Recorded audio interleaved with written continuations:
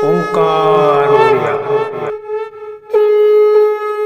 नमस्कार फ्रेंड्स, ओंकार ओडिया चैनल रे आपण मानक स्वागत। फ्रेंड्स, आज एक क्षुद्र वीडियो रे जो शक्तिशाली तंत्रोक्त वृक्षटी को आपण आगे उपस्थापन करुच्ची, या जदि आपण माने सामान्य अनुसंधान करिकरी आखपाखरु संग्रह करिकरी एक स्वतंत्र विधि मते धारण कले तेबे जानतु आपण पाखरे सर्वतंत्र मोहन सम्मोहन वशीकरण शक्ति आपण छाई उद्रेक होबाकू लागिबो। आपण जहाकू मध्य चाहिबे ताकू निजर वश्यताकू आनी परिबे। एथि सह एही वृक्षर जो एक तीव्र लक्ष्मी आकर्षण शक्ति रही जहा फल कि आपनकर समस्त धनरत्नर अभाव अचिरे दूरीभूत होगा लगिबो एवं अचलाचल भू संपदर मध्य आपण मालिक होई परिबे। एही वृक्षटी आपनकर मंगल ग्रह को तीव्र आकर्षित करे। जो व्यक्तिर उपरे मंगल ग्रह मंगल देवंकर से बड़ी करुणा पड़ी थाए से ता जीवन में अचलाचल भू संपदर मालिक होगा सह एक धनाढ्य धनशाली व्यक्ति भाव परिगणित होता है। से जेतेबेले जहाँ चाहे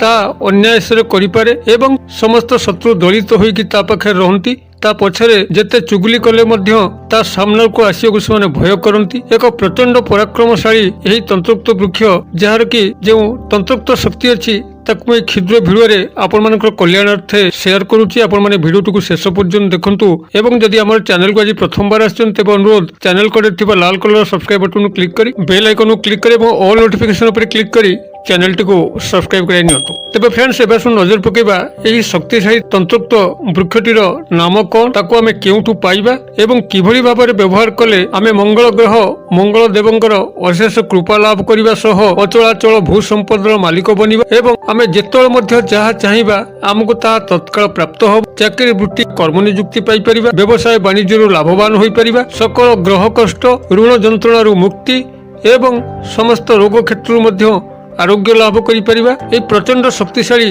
तंत्रोक्त वृक्षटी होछि आपनकर अनंत मूल वृक्ष। एही अनंत मूल वृक्षटी आपनकर मंगल ग्रह को तीव्र आकर्षित करिथाय। जदि कोनसी व्यक्तिर जन्म कुंडली रे मंगल ग्रह दुर्बल अवस्था रे थांती, मंगल दशा ताकू चली थाए, तेबे यही वृक्ष सहायता रे तार मंगल ग्रहटी कुंडली रे मजबूत होइथाय, जद्वारा कि से सर्व स्थान रे विजय लाभ करिबा सहित सर्व कार्य रे सफलता प्राप्त करिथाय। आपनकर एही मंगल ग्रह जेतेबेले दुर्बल अवस्था थांती, से व्यक्तिटी समाजर विभिन्न स्तर रे नानादी निंदित होइथाय, अपमान पाइथाय। मांगलिक दोष हेतु तार विवाह आदौ स्थिर होई पारे नाही। कोठी विवाह स्थिर हेले विभिन्न कारणरू ता भांगी जाइथाय। मांगलिक दोष एक अभिशाप मध्य। एही मांगलिक दोष कारणरू लोकटी तार समस्त भू संपद को हरिथाय। जमी बाड़ी शून्य होइकरी अर्थ शून्य होइकरी भिकारी पलटि जाइथाय। एही मंगल ग्रह देवंकर जेतेबेले दुष्प्रभाव कोनसी व्यक्ति उपर चली थाए, मानसिक अवस्था एभली भाव बिगड़ी थाए, पागल प्राय अवस्था गति करिथाय। अतएव मंगल ग्रह मंगल देवंकर कृपा लाभ करने एकांत आवश्यक। यही वृक्षटी आपंकर जन्मकुंडली रे मंगल ग्रह मंगल देव को तीव्र आकर्षित करे, तीव्र संतुष्ट करे। तेबे यह जो सामान्य विधि अच्छी मुझे आपको शेयर करने जाऊँगी। आप भिडियोटी को ध्यान सहकार देखुतांतु। यार समस्त तंत्रोक्त गुण एवं व्यवहार विधि एवं प्राप्ति स्थान मध्य आप जाना पाइबे। तेबे आपण यही अनंत मूल गछर जदि चेरटी को आपंकर विधि मते संग्रह करी केवल धारण कर आपण भितर एभली एक तंत्र सम्मोहन वशीकरण शक्ति आपण छाई उद्रेक हेब। आपण जहाँ को मध्य चाहिए निजर वश्यता को आनीपर, से पुरुष हूँ बा नारी, आपणकर जहाँ का सह संपर्क निजे गठन करने चाहिए से संपर्क सूत्र बांधी ही हेबे। अतएव आपण माने यह व्यवहार करी निजर प्रेम प्रेम जीवन को सफल करें, विवाह मांगलिक कार्य को त्वरान्वित करें। जदि सामाजिक स्तर में कौन नारी पुरुष को आपण माने चाहती निजर बसे रखापी कि ताहा मध्य आपण सफलतार सह प्रयोग करें, किंबा यदि चाकरी वृत्ति क्षेत्र हो व्यवसाय वाणिज्य क्षेत्र हो कौन सी व्यक्ति विशेष को आपणकर मंगल कामनार्थे निजर वश्यता रखापी चाहती ताहा मध्य संभव हो पार। यह आपणकर सर्वजन वशीकरण क्रियाटी को परिप्रकाश करिथाय। तेबे आपण माने एहाको विधि मते धारण कला मात्र ही आपणकर एककालीन तंत्र मोहन वशीकरण शक्ति आपण छाई उद्रेक होगा सह आपण धन को तीव्र आकर्षित करि परिबे एवं आपणकर जीवन में धन रत्न जनित कौन सी अभाव असुविधा रहिबो नाही। आपणकर सकल रोग दुख शोक जंत्रणा आपण माने पार उद्धार हेबे।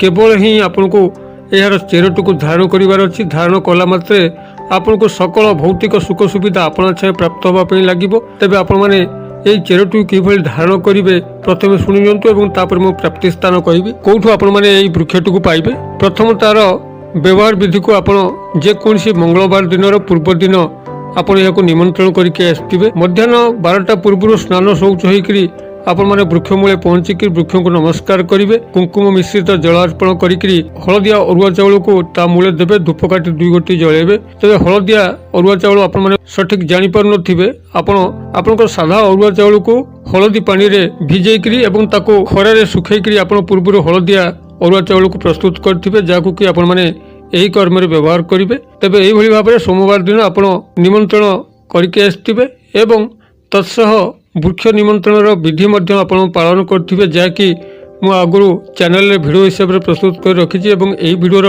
ଡେସ୍କ୍ରିପସନ୍ ମଧ୍ୟ ବୃକ୍ଷ ନିମନ୍ତ୍ରଣ ଭିଡ଼ିଓର ଲିଙ୍କ୍ ଦେଇଛି। ଆପଣ ଟାଇଟଲ ଉପରେ କ୍ଲିକ୍ କଲେ ବୃକ୍ଷ ନିମନ୍ତ୍ରଣ ଲିଙ୍କ୍ଟି ଆପଣଙ୍କ ସାଙ୍ଗେ ଖୋଲିବ ଏବଂ ସେଠାରୁ ଆପଣମାନେ କ୍ଲିକ୍ କରିକି ଯାଇକରି ବୃକ୍ଷ ନିମନ୍ତ୍ରଣର ବିଧାନକୁ ଶିକ୍ଷା ଲାଭ କରିପାରିବେ। ଏହିଭଳି ଭାବରେ ସୋମବାର ଦିନ ଆପଣ ଏହି ଅନନ୍ତମୂଳ ଗଛକୁ ନିମନ୍ତ୍ରଣ କରିକି ଆସିଥିବେ ଏବଂ ମଙ୍ଗଳବାର ଦିନ ଆପଣ ଏହାର ଚେରଟିକୁ ତାର ପୂର୍ବପଟରୁ ସଂଗ୍ରହ କରିବେ। ପୂର୍ବପଟ କହିଲେ ଅନନ୍ତମୂଳ ଗଛର ଯେଉଁ ପଟରେ ସୂର୍ଯ୍ୟୋଦୟ ଘଟେ ତାହା ହିଁ ତାର ପୂର୍ବପଟ। ପୂର୍ବପଟରୁ ଚେର ଖଣ୍ଡେ ଆପଣ ସଂଗ୍ରହ କରିସାରିଲା ପରେ ଘରକୁ ଆଣି ତାକୁ ଭଲ କରି ଗଙ୍ଗା ଜଳରେ ଧୋଇକି ସଫା କରିବେ। ନିଜର ପୂଜା ଘରେ ଏକ ଲାଲ ଆସନ ପକାଇକରି ବସିବେ। ଆପଣଙ୍କର ମୁଖଟି ଉତ୍ତର କିମ୍ବା ପୂର୍ବ ଦିଗକୁ ହୋଇଥିବା ଆବଶ୍ୟକ ଏବଂ ସାମ୍ନାରେ ଆପଣଙ୍କର ଗୋଟିଏ ଲାଲ କପଡ଼ା ରଖିବେ। ତାପରେ ମୁଠାଏ ଗହମ ରଖିବେ ଏବଂ ତାପରେ ଆପଣମାନଙ୍କର ଏହି ଚେରଟିକୁ ରଖିବେ। ଆପଣ ଏହି ଚେରଟିକୁ ସେଇଠି ଧୂପ ଦୀପ ନୈବେଦ୍ୟ ଦେଇକରି ପୂଜା ଅର୍ଚ୍ଚନା କରିବେ। ଅକ୍ଷତ ଅରୁଆ ଚାଉଳ ପକାଇବେ ଏବଂ ଏଇ ଯେଉଁ କ୍ଷୁଦ୍ର ମନ୍ତ୍ର କହୁଛି ଏ କ୍ଷୁଦ୍ର ମନ୍ତ୍ରକୁ ଆପଣମାନେ ସେଇଠି 108 ବାର ଜପନ କରିବେ।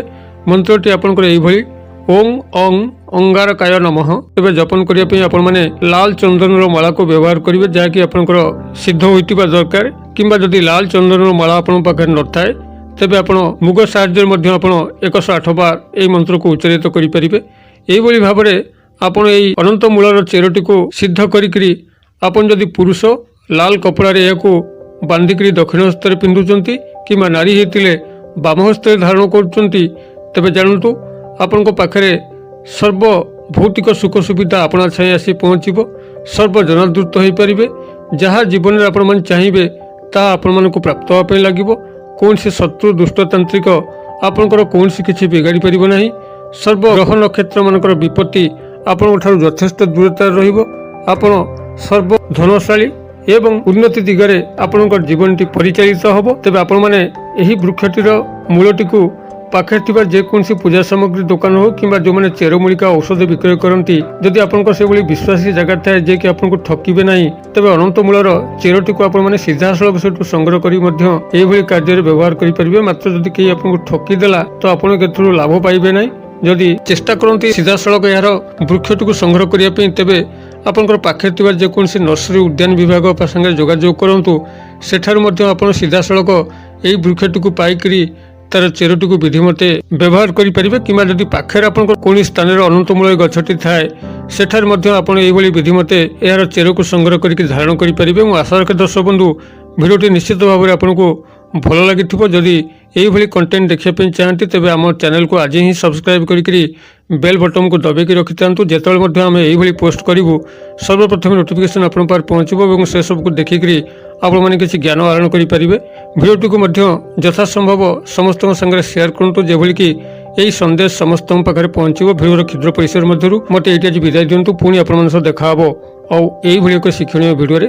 সে পর্যন্ত দর্শক বন্ধু আপনার সমস্ত মঙ্গলঙ্ক কৃপার ভালো থাকতু রহুছি। সর্বে ভবন্তু সুখিনা সর্বে সন্তু নিরাভয়া সর্বে ভদ্রাণী পশ্যন্তু মা কশ্চিৎ দুর্ভাগ্য ভবেৎ। ওং শান্তি ওং শান্তি ওং শান্তি। নমস্কার।